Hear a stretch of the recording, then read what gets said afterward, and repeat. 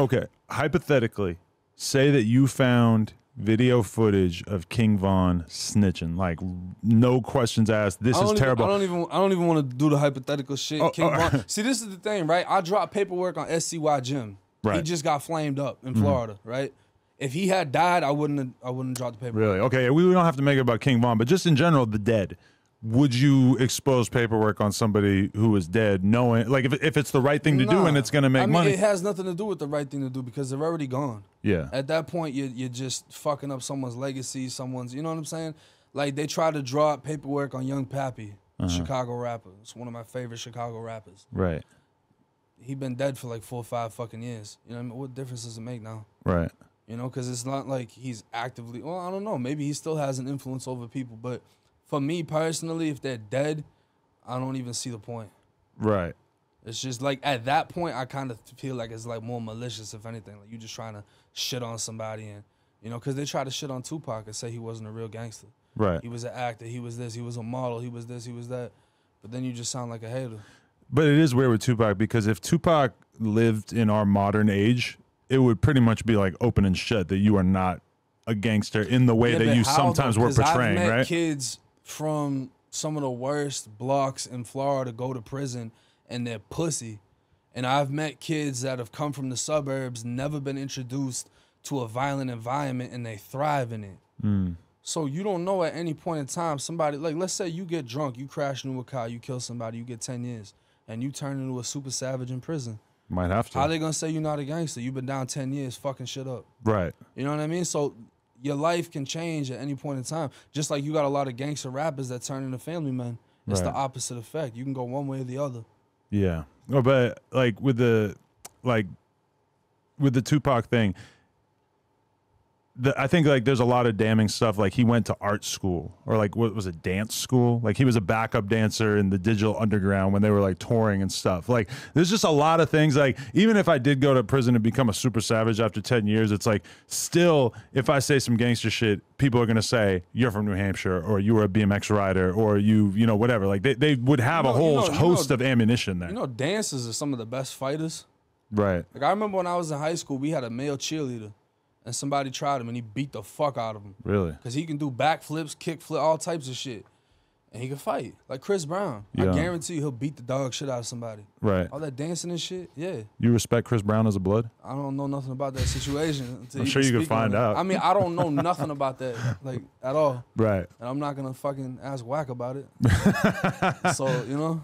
But, okay, the other thing I wanted to ask you about the Boston Richie thing, though, is that, okay, his brother was the one who really like tried to re-engage the conversation about you and the paintball situation and you allegedly snitching on the people who shot what, like your grandma's window out, like my aunt window. Your aunt's window. Yeah. Okay. Do you want to like explain that situation or explain like how that's different than the Boston Richie thing? Well, for one, people are like, why'd you didn't have to say anything. Why'd you say anything? You got the right to remain silent. I wasn't being investigated for anything. It was never a crime that, you know, they never looked at me like I'm the one that did it. I shot out her fucking window, called her, oh yeah, someone shot the window out. So she called the police come. I don't know, I seen 2 people they ran that way. And that was it. And you know what's crazy about that is they made fake paperwork on that. And when it came out that shit was fake, nobody talked about it. See, that's the thing that I stand on. Is if somebody's paperwork comes back fake, I'm going to correct it. One of the only people I've done it for is a 100K track. Because there really ain't too many situations where I'm wrong. So in that situation, when you ended up taking down the video about track or whatever, that was what the problem was? I don't think I took it down. We did an interview, though. Right, corrected it. That was the thing, is I corrected the situation. I've stood on that with a lot of these rappers. Yo, if it's fake, you can show me it's fake, I'll take it down. Right. I'll make a video on how I fucked up. Because I'm not trying to put fake shit on somebody, which is what they did to me. Right. And people were so thirsty to try to find something on me that when that hit, it hit. You know what I mean? But then someone actually called the fucking police department and the police literally told them that document doesn't exist because they made some shit saying 2 people got arrested. They never existed. There was never any 2 people. Right. So when they try to throw that out there, Boston Richie also tried to say an interview that I gave with the news got people in prison locked up. I did an interview with the news speaking on how it was in there. Because I had people in prison sending me videos. Yo, show them this, show them this. People ODing, fucking all this crazy shit. Got mad drugs, mad phones, whatever, whatever. But these are the dudes with all the shit sending it to me. Like, yo, yeah, put this out there. Show them how it is in here. 'Cause people are dying, nobody sees it. Right, because when you... So when I did that, right, no one had a problem with it. 2 years later, now everybody got a problem with it. right. See what I'm saying? But there's It's two... the narrative getting spun. Boston Richie tried to say when it happened, they raided prisons and people got arrested and stuff. Listen, anytime something happens like that, Florida, like I said, it's public. You go on the FLDOC site, that's the Department of Corrections. It tells you every single CO that gets arrested for something. It tells you when there's big raids. It tells you when there's major events. I was out of prison already for 5 years when I gave that interview. Oh, 5 years? Them wow. videos came from like 7, 8, 9, 10 different compounds. You think they're gonna raid the whole fucking Florida Department of Corrections? You know what I'm saying? So it's just like, he was capping in a lot of the shit that he was saying. And then he said to academics that he wanted to fight. And I was just like, I really know you cap now. Because I know who the fuck you were trying to be next to. You know what I mean? So if you wanted to set that situation up, all that could have happened. But he never wanted to go that route. Bro, I had a Latin King from New York that's a producer hit me up saying, yeah, you know, you didn't read my message on time, but his brother was more or less trying to finance a situation for you to just leave it alone. Like, come on, bro. So he wanted to physically fight you. That's what he told academics. He ain't never tell anybody else that. Does that make you feel as if... I'll beat the dog shit out of Boston Richie. But would you... What the fuck?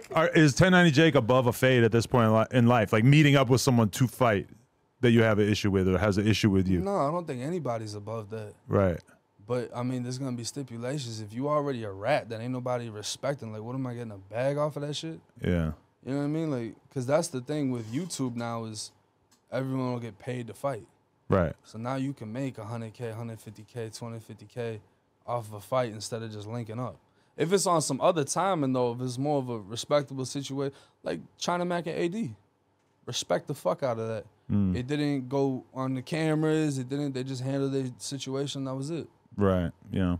But yeah, that would be a weird way for me to spend like a Monday afternoon just going and catching a fade with somebody. I don't think that's the type of lifestyle you live. Definitely not me. Nah. But just in general, for anyone. I mean, hey, you and Jason Love, that might be a pay-per-view event. I asked somebody that I know who's very involved in the YouTuber boxing space. I said, how much do you really think I could get paid to fight him? And they said 200 grand. And I was like, okay, never mind. Because it's just not enough. No, like if we were talking $1 million plus, it would definitely be a conversation. But I don't think they got that kind of money at this point because the shit is all pirated left and right. They're not making that much money off it. I mean, well, that's the thing. You're on a different caliber too. Yeah. So 200K ain't the same for you. Exactly. Yeah. I mean, the porn money is just like, oh, so me and Jason Love could just like fuck girls on our own and make a lot of money off OnlyFans and not have to beat each other up. Also, anyone who's ever seen me standing next to Jason Love, like that would be a brief fight. Yeah. Yeah, he's a fucking giant. Oh, he's taller than you? And he was like a Marine, I just found out. God damn. Which is probably not good. I feel like you develop a lot of toughness as a Marine. So that's like a $200,000 ass whooping.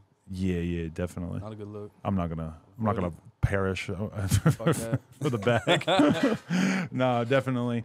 Okay, but yeah, so that like when you talk about the video of you exposing what was going on in the jail, it's kind of like how you choose to frame it, because you could say that you were exposing corruption and the officers allowing a really like decrepit environment to thrive. Well, that's what I did. See, there was a full, the full topic of conversation. I was speaking on how a lot of the overdose deaths are just being reported as accidental. So people don't actually know how many people are actually overdosing inside of the prison system. And then Florida's corrupt as fuck. But he tried to twist it in whatever way he could. And that didn't take away from the fact that you got a 48-minute fucking video sitting inside of a homicide investigator's office. You're not charged with homicide. You're not facing homicide charges. You're just there voluntarily talking. Right. How the fuck is that the same? Yeah. You giving names up. You said the names were fake, proved the names weren't fake, and then you told in another case. And then you told everybody you trying to fuck your cousin. So it's like, I mean, he was saying he was down to fuck his cousin, so we don't really know if he did it, that's right? the sorriest XXL freshman list. Fucking, I fuck with Lil Tyler. Yeah. The rest of them. I do feel like this year's came and went with the least publicity of any year ever. Like, I couldn't even name you all of the Well, people yeah, on it because right I mean, now. when I said I got paperwork on 3 of them, that shit went crazy. Oh, Rob49, I like his shit He's too. good, yeah. Yeah, he actually hit me up because I think Flacco said I got paperwork on him. Is that true? No, I don't know why the fuck Flacco Where'd said Flacco that. get that? Tight ass pants cutting off his circulation. He can't think right.